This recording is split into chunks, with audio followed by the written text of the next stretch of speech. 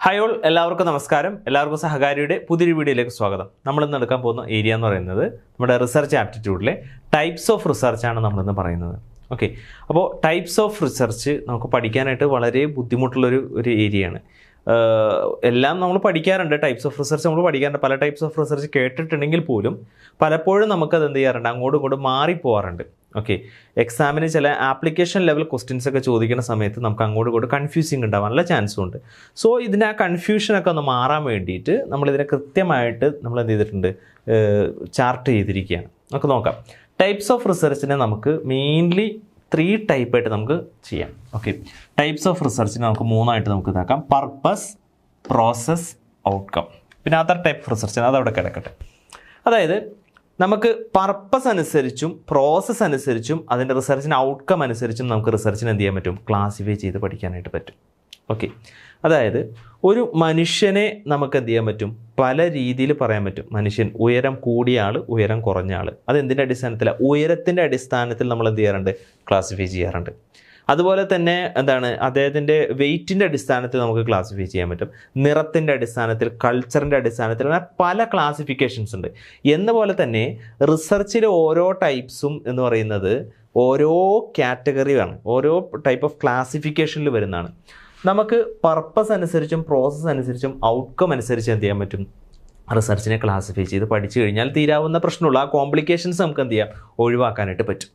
അപ്പോൾ നിങ്ങൾ പഠിച്ചിട്ടുണ്ട് descriptive, analytical, exploratory, predictive research എന്നൊക്കെ പറഞ്ഞ് നിങ്ങൾ പഠിച്ചിട്ടുണ്ട്. അപ്പോൾ എന്താണ് പർപ്പസ്? നമ്മൾ റിസർച്ച് ചെയ്യുന്നതിന് തീർച്ചയായിട്ടും ഒരു പർപ്പസ് ഉണ്ടാവും, അല്ലേ? നമ്മൾ റിസർച്ച് ചെയ്യുന്നതിന് തീർച്ചയായിട്ടും ഒരു ലക്ഷ്യം ഉണ്ടാവും, ഒരു പർപ്പസ് ഉണ്ടാവും. ഒരു പ്രത്യേക രീതിയിൽ റിസർച്ച് ചെയ്യാനായിരിക്കും നമ്മൾ പോകുന്നത്.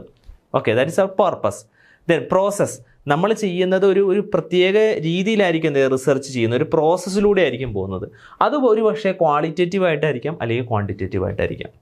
നമ്മളുടെ റിസർച്ചിന് ഒരു ഔട്ട്കം ഉണ്ടാവും. നമ്മുടെ കിട്ടുന്ന റിസർച്ചിന് ഒരു ഫൈനൽ ഒരു റിസൾട്ട്, ഒരു ഔട്ട്കം ബേസ്ഡ് ആയിരിക്കും.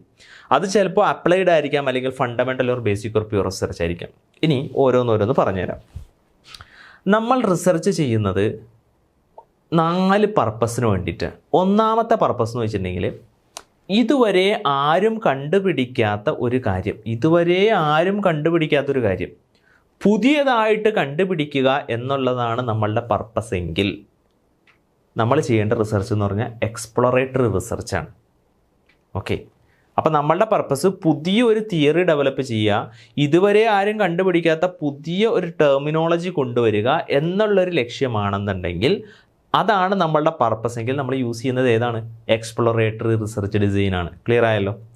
അതേസമയം ഒരു റിസർച്ച് ഒരു തിയറി ഉണ്ട്, ആ തിയറി തന്നെയാണോ മറ്റ് ഏതെങ്കിലും സ്ഥലത്ത് നിന്ന് നമ്മൾ വെരിഫൈ ചെയ്യാൻ വേണ്ടിയിട്ട്.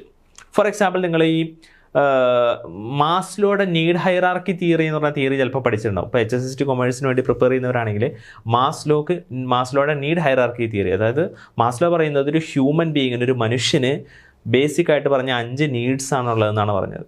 അപ്പോൾ ആ 5 നീഡ്സ് എന്ന് പറയുന്നത് ഹ്യൂമൻ ബീയിങ്ങിനാണ്, അതായത് മൊത്തത്തിലുള്ള ലോകത്തുള്ള എല്ലാ മനുഷ്യന്മാർക്കും 5 നീഡ്സ് എന്നാണ് പറയുന്നത്. സോ ഒരു ഹ്യൂമൻ റിസോഴ്സ് മാനേജ്മെൻറ്റുമായി ബന്ധപ്പെട്ട് എംപ്ലോയീസിൻ്റെ നീഡ്സ് ഏതൊക്കെയാണെന്ന് അറിയണമെന്നുണ്ടെങ്കിൽ മാസ്ലോ പറഞ്ഞ ഈ 5 നീഡ് തന്നെയാണോ എംപ്ലോയീസിനും എന്ന് നമ്മൾ ചെക്ക് ചെയ്ത് നോക്കുകയാണെങ്കിൽ അതാണെന്ത്, descriptive research. That is describing an existing theory in a new context. അതല്ലെങ്കിൽ ഒരു രോഗം ഒരു നാട്ടിൽ കണ്ടുപിടിക്കുകയാണ്, അപ്പോൾ ഈ സമാനമായിട്ടുള്ള മറ്റൊരു രോഗം വേറൊരു നാട്ടിലും ഉണ്ടായി. ആ രോഗം തന്നെയാണോ ഈ രോഗവും ഈ രോഗവും തമ്മിൽ എന്തെങ്കിലും സിമിലാരിറ്റി ഉണ്ടോ എന്ന് നമ്മൾ നോക്കുകയാണെങ്കിൽ ഓൾറെഡി എക്സിസ്റ്റിംഗ് ആയിട്ടുള്ളൊരു തിയറി ആണല്ലോ, നോളജ് ആണല്ലോ, അതിനെ ഇവിടെയും അത് തന്നെയാണോ എന്ന് വെരിഫൈ ചെയ്യാൻ വേണ്ടിയിട്ടാണെങ്കിൽ we are describing an existing theory in a new context. So we use descriptive research design. അതാണ് നമ്മളുടെ പർപ്പസ്. ഒരു തിയറീനെ വേറൊരു കോണ്ടെക്സ്റ്റിലേക്ക് കൊണ്ടുവന്നിട്ട് അതാണോ ഇവിടെ എന്ന് നമ്മൾ ചെക്ക് ചെയ്ത് നോക്കുന്നു. അതാണ് പർപ്പസ് എങ്കിൽ ഡെസ്ക്രിപ്റ്റീവ്. പുതിയൊരു തിയറി ഡെവലപ്പ് ചെയ്യാനാണെങ്കിൽ എക്സ്പ്ലോറേറ്ററി. ദെൻ അനലിറ്റിക്കൽ, അതിൻ്റെ കാരണം കണ്ടുപിടിക്കാനാണെന്നുണ്ടെങ്കിൽ നമുക്ക് ചെയ്യുന്നതാണ് അനലിറ്റിക്കൽ. ദെൻ അടുത്താണ്, അതൊക്കെ ഓരോന്ന് ഡീറ്റെയിൽ ആയിട്ട് പറഞ്ഞുതരാം. അടുത്ത പ്രെഡിക്റ്റീവ് ഓർ ഡയഗ്നോസ്റ്റിക്, പാസ്റ്റിനെ വെച്ചിട്ട് ഫ്യൂച്ചറിനെ പ്രെഡിക്റ്റ് ചെയ്യാം. അതായത് കഴിഞ്ഞു പോയ കാര്യത്തിൻ്റെ ട്രെൻഡ് അനുസരിച്ച് ഫ്യൂച്ചർ ഇങ്ങനെ ആവാൻ ചാൻസ് ഉണ്ടെന്ന് പ്രഡിക്റ്റ് ചെയ്യുക. ഇതാണ് നമ്മളുടെ പർപ്പസ് എങ്കിൽ നമ്മൾ യൂസ് ചെയ്യുന്ന പ്രഡിക്റ്റീവ് ഡയഗ്നോസ്റ്റിക് റിസർച്ചാണ്. അപ്പോൾ നമ്മളുടെ റിസർച്ചിന് മെയിൻലി 4 പർപ്പസ് ഉണ്ടാവും. ഒന്ന് പുതിയ കാര്യം കണ്ടുപിടിക്കുക, അല്ലെങ്കിൽ നിലവിലുള്ള കാര്യം തന്നെയാണോ അവിടെയും എന്ന് കണ്ടുപിടിക്കുക, അതല്ലെങ്കിൽ കാരണം കണ്ടുപിടിക്കുക, അല്ലെങ്കിൽ പാസ്റ്റിനെ വെച്ചിട്ട് ഫ്യൂച്ചറിനെ പ്രഡിക്റ്റ് ചെയ്യുക. ഈ 4 പർപ്പസിന് വേണ്ടിയിട്ടാണ് മെയിൻലി റിസർച്ച് ചെയ്യുന്നത്. സോ ഈ 4 പർപ്പസിന് യൂസ് ചെയ്യുന്ന റിസർച്ച് ഡിസൈൻസ് ഏതാണ്? ഇതൊക്കെയാണ്. ഇനി ഇതിൽ ഏത് റിസർച്ച് ഡിസൈൻ ആയിക്കോട്ടെ നമ്മൾ യൂസ് ചെയ്യുന്നത് ഏതിലായിരിക്കും? ഒന്നുകിൽ ക്വാണ്ടിറ്റേറ്റീവ് ആയിരിക്കും, അല്ലെങ്കിൽ ക്വാളിറ്റേറ്റീവ് ആയിരിക്കും. ഇപ്പോൾ പുതിയൊരു തിയറി കണ്ടുപിടിക്കണം. ആ തിയറി കണ്ടുപിടിക്കണമെങ്കിൽ അത് ചിലപ്പോൾ നമുക്കത് ക്വാണ്ടിറ്റേറ്റീവിലേ കണ്ടുപിടിക്കാൻ പറ്റുള്ളൂ, ചിലപ്പോൾ ക്വാളിറ്റേറ്റീവായിട്ടേ പറ്റുള്ളൂ. ഓക്കെ, അപ്പോൾ എങ്ങനെ വന്നാലും ഇതിൽ ഏതെങ്കിലും ടൈപ്പ് ഓഫ് റിസർച്ചുകൾ ക്വാളിറ്റേറ്റീവായിട്ടോ ക്വാണ്ടിറ്റേറ്റീവായിട്ടോ ചെയ്തേ പറ്റുള്ളൂ. ദെൻ നമ്മുടെ റിസർച്ചിന് എന്തുണ്ടാവും? ഒരു ഔട്ട്കം ഉണ്ടാവും. ഇപ്പോൾ നമ്മളെ സംബന്ധിച്ച് ഐസക് ന്യൂട്ടൺ ഒരു തിയറി കണ്ടുപിടിച്ചു. ആ തിയറിയുടെ ഔട്ട്കം എന്താണ്? അതൊരു അപ്ലൈഡ് റിസർച്ചാണോ, ഫണ്ടമെൻ്റലോ ബേസിക് റിസർച്ചാണോ? അത് ഫണ്ടമെൻ്റലാണ്. ഒരു നോളജ് നമുക്ക് തന്നതാണ്, അതൊരു ഫണ്ടമെൻ്റലാണ്. അതല്ലാതെ ഈ സാധനം ഇന്ന സ്ഥലത്ത് അപ്ലൈ ചെയ്യണം എന്ന് പറഞ്ഞ് തന്നതല്ല.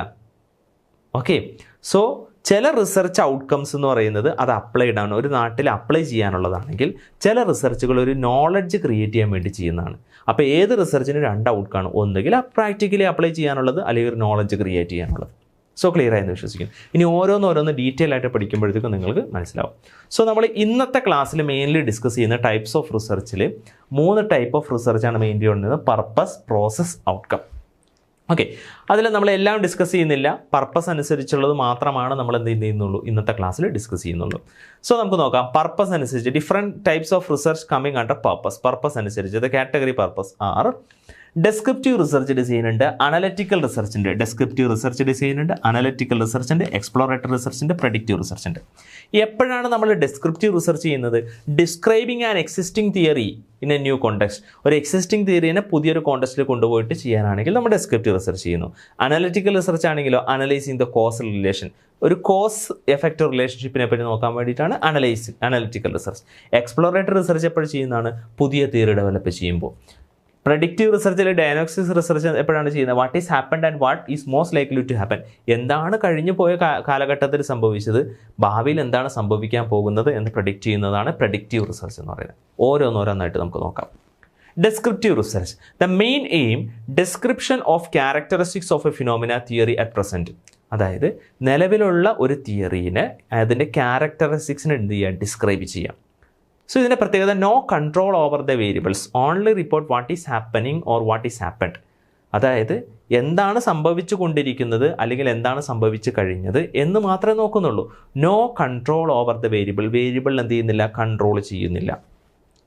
അപ്പോൾ വേരിയബിളിൽ കൺട്രോൾ ചെയ്യുന്നത് എത്തരത്തിലുള്ള റിസർച്ചാണ്? അത് എക്സ്പെരിമെൻ്റൽ ടൈപ്പ് ഓഫ് റിസർച്ചുകളിലാണ് വേരിയബിളിൽ കൺട്രോൾ ചെയ്യുന്നത്.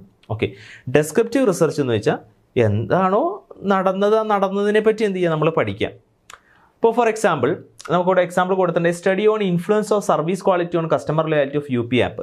നിങ്ങളെല്ലാവരും UP ആപ്പുകൾ, നമ്മുടെ ഫോൺ പേ, അതുപോലെ തന്നെ ഗൂഗിൾ പേ, അല്ലെങ്കിൽ ആമസോൺ പേ പോലുള്ള അല്ലെങ്കിൽ Paytm പോലുള്ള ആപ്പുകളൊക്കെ യൂസ് ചെയ്യാറുണ്ടോ? So study on influence of service quality. ഇത്തരത്തിലുള്ള UP ആപ്പുകളുടെ സർവീസ് ക്വാളിറ്റി ആ കസ്റ്റമേഴ്സിൻ്റെ ലോയാലിറ്റി, വിശ്വാസ്യത എത്രത്തോളം കൂട്ടുന്നു. ഇവിടെ നോക്കി, നിങ്ങൾ ഇത്തരത്തിലുള്ള UP ആപ്പുകൾ യൂസ് ചെയ്യാറുണ്ടല്ലോ, അതിൻ്റെ സർവീസ് ക്വാളിറ്റി നല്ലതാണെന്ന് വിചാരിക്കാം. എന്ന് വെച്ചിട്ടുണ്ടെങ്കിൽ നിങ്ങളിപ്പോൾ ഫോൺ പേ അല്ലെങ്കിൽ ഗൂഗിൾ പേ ആണ് യൂസ് ചെയ്യുന്നത്. സർവീസ് ക്വാളിറ്റി നല്ലതാവുക വെച്ചാൽ നിങ്ങളുടെ കയ്യിൽ നിന്ന് പൈസ പോയത് എത്രയാണോ അതിൻ്റെ പൈസ ഇത്ര പോയി എന്നുള്ളത് പറയാം. അതിൻ്റെ ഇൻ്റർഫേസ് യൂസർ ഫ്രണ്ട്ലി ആവാം, അതിൻ്റെ ക്വാളിറ്റി നല്ലതാവാം. സോ അതിൻ്റെ സർവീസ് ക്വാളിറ്റി പറയുന്ന ഗൂഗിൾ പേയുടെ സർവീസ് ക്വാളിറ്റി നല്ല ക്വാളിറ്റി ഉള്ളതാണെങ്കിൽ, നല്ല ക്വാളിറ്റി പക്കയാണെങ്കിൽ തീർച്ചയായിട്ടും നിങ്ങൾ മറ്റുള്ള സുഹൃത്തുക്കൾക്കോ അല്ലെങ്കിൽ മറ്റുള്ള റിലേറ്റീവ്സിനോ ഒരു മൊബൈൽ ഫോൺ എടുക്കുകയാണ് അല്ലെങ്കിൽ പുതിയൊരു ഫോൺ എടുക്കുകയാണെങ്കിൽ അതിലൊരു UP ആപ്പ് ഇൻസ്റ്റാൾ ചെയ്യണമെന്ന് പറഞ്ഞു കഴിഞ്ഞാൽ അവരെ ഏതിനെ റെക്കമെൻഡ് ചെയ്യുള്ളൂ? നിങ്ങൾ യൂസ് ചെയ്യുന്ന ആ ആപ്പിനെ റെക്കമെൻഡ് ചെയ്യുള്ളൂ. കാരണം നിങ്ങൾ യൂസ് ചെയ്യുന്ന ആപ്പിൻ്റെ സർവീസ് ക്വാളിറ്റി നല്ലതാണെങ്കിൽ നിങ്ങൾ തീർച്ചയായിട്ടും ആ പറയുന്ന ആപ്പ് എന്ത് ചെയ്യും? മറ്റുള്ള ആളുകൾക്ക് സജസ്റ്റ് ചെയ്യുകയും ചെയ്യും. ദാറ്റ് ഈസ് അത് ലോയാലിറ്റി കൂടിയത് കൊണ്ടാണ്. ശരിയല്ലേ? അപ്പോൾ ഇവിടെ എന്ന് വെച്ചിട്ടുണ്ടെങ്കിൽ ഈ സർവീസ് ക്വാളിറ്റി കസ്റ്റമർ ലോയാലിറ്റിനെ ഇൻഫ്ലുവൻസ് ചെയ്യുന്നുണ്ട് എന്ന് പറയുമ്പോൾ സർവീസ് ക്വാളിറ്റി എന്നുള്ളൊരു ടേമും ഞാൻ കൊണ്ടുവന്നു, കസ്റ്റമർ ലോയാലിറ്റി എന്നുള്ളൊരു ടേമും കൊണ്ടുവന്നു.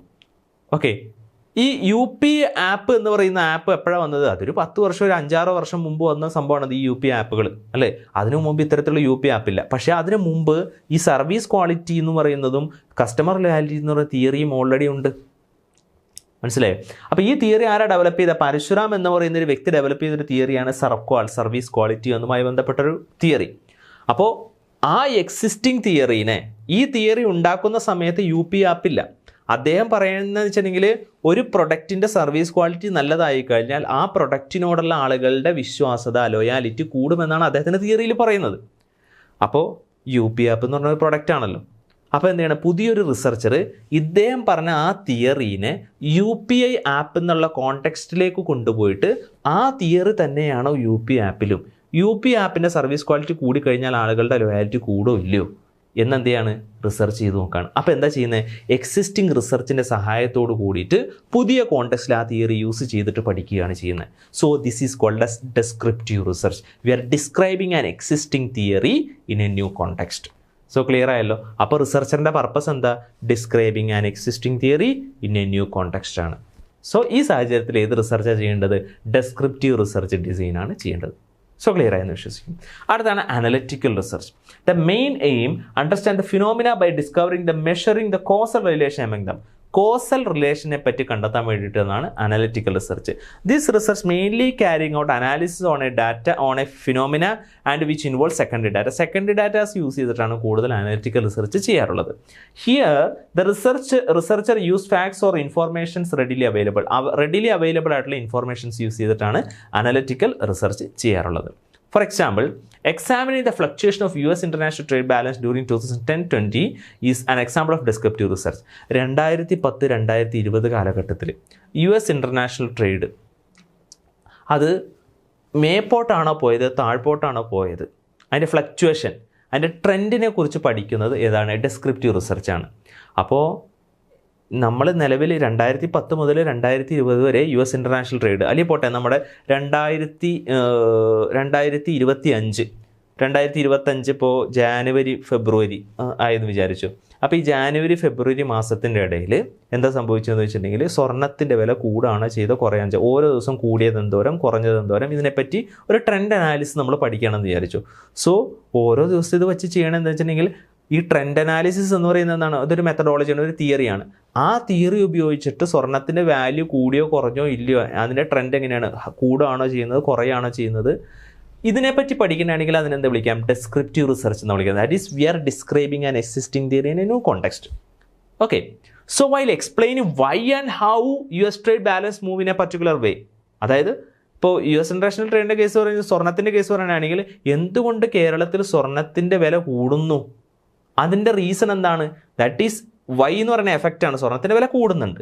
അപ്പോൾ ആ എക്സ് എന്തുകൊണ്ട് അങ്ങനെ, ആ എക്സ് ഏതാണ്, എന്തുകൊണ്ടാണ് വൈ ഇൻക്രീസ് ചെയ്യുന്നത്, അവിടെ എന്താണ് എക്സ്, ആ എക്സിനെ കണ്ടുപിടിക്കാനാണ് എങ്കിൽ നമ്മൾ ചെയ്യുന്നതാണെന്ത്, നമ്മളെ സംബന്ധിച്ച് അനലറ്റിക്കൽ റിസർച്ച് എന്ന് പറയുന്നത്. ഓക്കെ, സോ അനലറ്റിക്കൽ റിസർച്ചിൻ്റെ പ്രത്യേകത എന്ന് വെച്ചിട്ടുണ്ടെങ്കിൽ എഫക്റ്റ് ഉണ്ട്, എഫക്റ്റിൻ്റെ കോസ് എന്താണ്, അതിനെപ്പറ്റി പഠിക്കുന്നതാണെന്ത് അനലറ്റിക്കൽ റിസർച്ച് എന്ന് പറയുന്നത്. ഡെസ്ക്രിപ്റ്റീവ് റിസർച്ച് എന്ന് വെച്ചാൽ എന്താണ്, എക്സും ഉണ്ട് വൈയും ഉണ്ട്. സോ ഓൾറെഡി ഒരു തിയറി ഉണ്ട്, ആ തിയറീനെ വെച്ചിട്ട് നമ്മൾ എന്ത് ചെയ്യുന്നത്, ആ തിയറി തന്നെയാണോ ഇവിടെയും എന്ന് നമ്മൾ നോക്കാൻ വേണ്ടിയിട്ടാണ് എന്ത് ചെയ്യുന്നത്, ഡെസ്ക്രിപ്റ്റീവ് റിസർച്ച് എന്ന് പറയുന്നത്. ഓക്കെ, ഇവിടെ എന്താ ചെയ്യുന്നത്, കാരണങ്ങൾ കണ്ടെത്തുകയാണ് ചെയ്യുന്നത്. എന്താണ് റീസൺ, എന്താണ് കോസിങ് വേരിയബിൾ, ഏത് കോസിങ് വേരിയബിളാണ് അവിടെ പ്രസൻറ്റ് ആയത് എന്നുള്ളതിനെക്കുറിച്ചൊക്കെ പഠിക്കാനാണ് എന്ത് ചെയ്യുന്നത്, നമ്മളെ സംബന്ധിച്ച് അനലറ്റിക്കൽ റിസർച്ച് ചെയ്യുന്നത്. So stay tuned. സോ ഇന്നത്തെ ക്ലാസ് വൈൻഡപ്പ് ആണ്. Thank you.